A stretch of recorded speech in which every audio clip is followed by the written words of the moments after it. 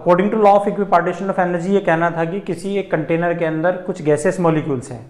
मान लो वो मॉलिक्यूल्स मान लो मोनोएटॉमिक एक पार्टिकल है, तो आपको पता है उसके अंदर जितने भी पार्टिकल हैं वो सारे के सारे मोनोएटॉमिक पार्टिकल्स हैं। और एक मोनोएटॉमिक पार्टिकल के पास टोटल एवरेज काइनेटिक एनर्जी कितनी होती है? एवरेज एनर्जी कितनी होती है? 3/2 kBT। 3/2 kBT। तो ये जो एक पार्टिकल है जिसके पास टोटल एवरेज काइनेटिक एनर्जी कितनी है? 3/2 kBT है। तो एक सिंगल पार्टिकल की, एक मोनोएटॉमिक पार्टिकल की कितनी डिग्री ऑफ फ्रीडम होती है? 3। तो according to law of equipartition of energy ये कहना था कि कोई भी एक मॉलिक्यूल है, कोई भी एक मॉलिक्यूल हो, चाहे वो मोनो, डाया, ट्राइएटॉमिक कोई भी मॉलिक्यूल्स हो, उस मोनोएटॉमिक पार्टिकल के पास, डाया ट्राइएटॉमिक पार्टिकल के पास जो ईच डिग्री ऑफ फ्रीडम होगी, उस ईच डिग्री ऑफ फ्रीडम पर एनर्जी की वैल्यू सबकी एक बराबर होगी। और ये एनर्जी कितनी होगी सबके पास? 1/2 kBT। मान लो मोनोएटॉमिक पार्टिकल है तो उसकी टोटल एनर्जी कितनी है? 3/2 kBT होगी ना भाई। तो इसका मतलब, लेकिन उसकी डिग्री ऑफ फ्रीडम कितनी है? 3। तो एक डिग्री पर जो वो एनर्जी डिस्ट्रीब्यूट करेगा वो कितनी करेगा? 1/2 kBT। अगले को भी कितना देगा? 1/2 kBT। तीसरे को भी कितना देगा? यस। तो चाहे किसी भी सिस्टम के अंदर कितनी भी मॉलिक्यूल्स हो, चाहे मोनो हो, डाया हो या ट्राइएटॉमिक हो, उसके जितनी भी डिग्री ऑफ फ्रीडम हो, लेकिन हर डिग्री ऑफ फ्रीडम पर एनर्जी का डिस्ट्रीब्यूशन कैसा होगा? रिमेन सेम रहेगा। ये कहना किसका था? ये किसका कहना है? Law of equipartition of energy का ये कहना है। बात समझ में पड़े? Law of equipartition of energy का कहना है। तो देखिए जी, law of equipartition of energy क्या कहता है? According to this law, the total average kinetic energy of each molecule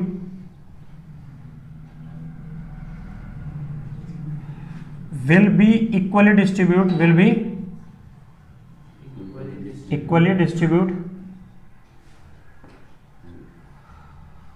along each degree of freedom। ये बात समझ में?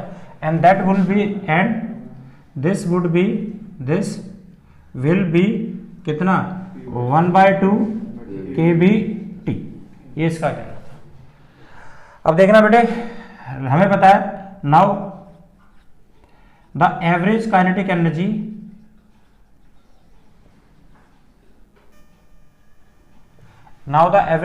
एनर्जी फॉर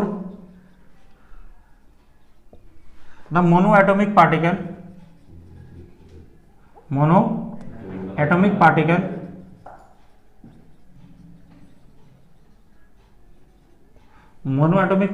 is, ये एनर्जी कितनी होती है भाई साहब? Average kinetic energy is equal to 3/2 kBT। ये तो होती है एनर्जी।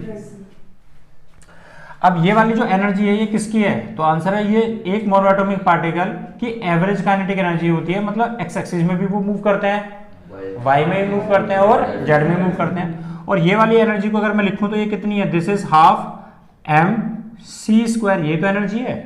अब ये जो c² है ये क्या, उनकी जो जितने पार्टिकल है उनकी RMS वैल्यू है। अब ये वाली जो RMS वैल्यू है, इसमें ये वाले पार्टिकल किसमें? एक्स एक्सिस में भी मूव कर रहे थे, वाई में भी मूव कर रहे हैं और जेड में भी मूव कर रहे हैं। मान लो ये जो पार्टिकल एक्स एक्सिस में मूव कर रहे हैं, इनकी जो वेलोसिटी थी वो मैंने कितनी मान ली? cx। कितनी मान ली? cx।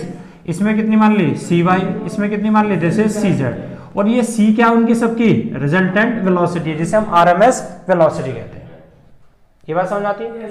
तो यहां पर कैन वी राइट है कि ये 1/2 mc² इज इक्वल टू कितना है? 3/2 kBT है।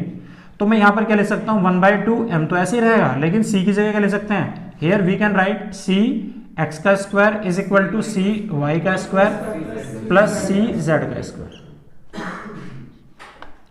ये बात समझ आती है? ओके, इज इक्वल टू कितना आ गया? 3/2 kBT। नहीं बेटे समझ? इसको अगर मैं अंदर मल्टीप्लाई करूं तो कितना आ गया? 1/2 m/m cx² प्लस में इज इक्वल, प्लस में कितना आ गया?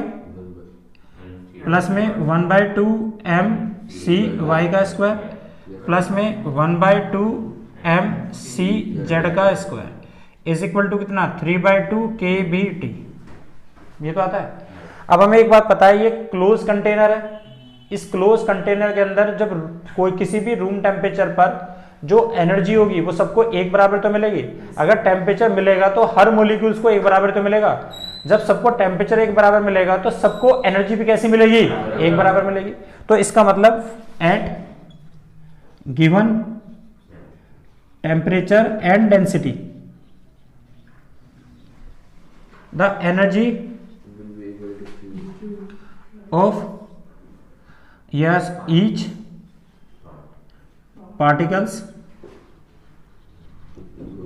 will be equally distributed। और ये कितनी होगी देखना, इक्वली है तो ये सब बराबर बराबर होंगे। इसका मतलब 1/2 m c x का square is equal to 1/2 m c y का square is equal to 1/2 m c z का स्क्वायर। और ये सबको हमने किसके इक्वल मान लिया, आंसर है 1/2 m v स्क्वायर। कोई वेलोसिटी ले ली जो सबकी आपस में कैसी है, एक बराबर है। अब ये सबके सब बराबर है ना, तो अगर मैं इन सब की वैल्यू यहां पर पुट करूं, इन सब की वैल्यू मैं यहां पर पुट करूं तो इसकी वैल्यू भी कितनी आ गई 1/2 mv square 1/2 mv square 1/2 mv square. तो ये टोटल कितना आ गया 3/2 mv square is equal to कितना 1/2 m, कितना आ गया यहां से, दिस इज 3/2 kBT। इसमें से 3 से 3 एलिमिनेट हो गया तो कितना आ गया 1/2 mv square is equal to कितना आ गया 1/2 kBT। और 1/2 mv स्क्वायर क्या है, ईच मोलिक्यूल्स की तो काइनेटिक एनर्जी है। जितने मोलिक्यूल्स से जितने डिग्री ऑफ फ्रीडम में मूव कर रहा है, एक पार्टिकल एक डिग्री में जा रहा है तो उसकी एनर्जी कितनी थी 1/2 mv स्क्वायर। तो इसको हम क्या लिख सकते हैं, दिस इज काइनेटिक एनर्जी। और किस में ये 1 डिग्री पे, और ये कितना है, दिस इज 1/2 kBT। यह समझ में, किसी एक पार्टिकल के बारे में सोचोगे तो एक पार्टिकल एक्स में मूव करेगा, वाई में भी और जेड में भी। और इसके अंदर एक पार्टिकल ना होके कितने पार्टिकल हैं, मिलियंस ऑफ पार्टिकल्स हैं। तो सबके बारे में सोचोगे तो भी यही आएगा। क्लियर। तो हर पार्टिकल के पास जो एनर्जी है वो कितनी है 3/2 kBT एनर्जी होगी हर डिग्री ऑफ फ्रीडम पे, और वो एनर्जी कैसी होगी, इक्वली डिस्ट्रीब्यूट होगी।